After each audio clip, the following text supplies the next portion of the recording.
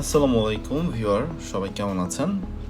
আজকে আমি আমার ফ্যামিলি নিয়ে ঘুরতে চলে আসলাম টাঙ্গাইলের ময়রা জমিদার বাড়ি।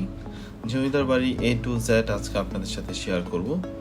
জমিদার বাড়ির টিকিট মূল্য 100 টাকা জনপ্রতি। এছাড়াও আপনারা চাইলে সুইমিং করতে পারেন। সুইমিংয়ের টিকিট মূল্য পার পারসন 300 টাকা করে। জমিদার বাড়ি প্রবেশের পথে বিশাখা সাগর নামে এক বিশাল এক দিঘি পাবেন। এই দিঘিটা আসলে দেখতে অনেক সুন্দর, এখানে বসলেই অনেক ভালো লাগবে আপনাদের।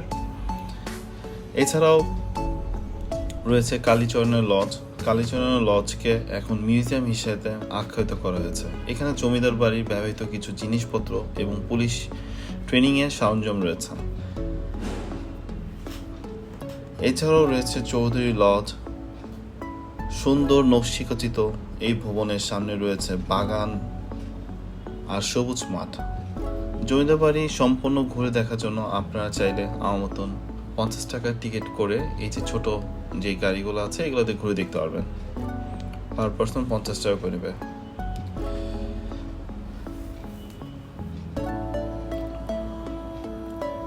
এই তো চলে আসলাম মহারাজের লজ। কি সুন্দর, তাই না? এছাড়াও এখানে রয়েছে ছোট চিড়িয়াখানা, যেখানে যে আপনারা হরিণ, পাখি, কুমির এগুলো দেখতে পারবেন।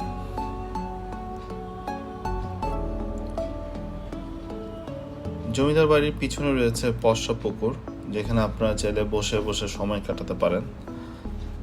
তাছাড়াও বাচ্চাদের জন্য রয়েছে অনেক রাইডস, যে রাইডসগুলো আপনারা চাইলে এনজয় করতে পারেন।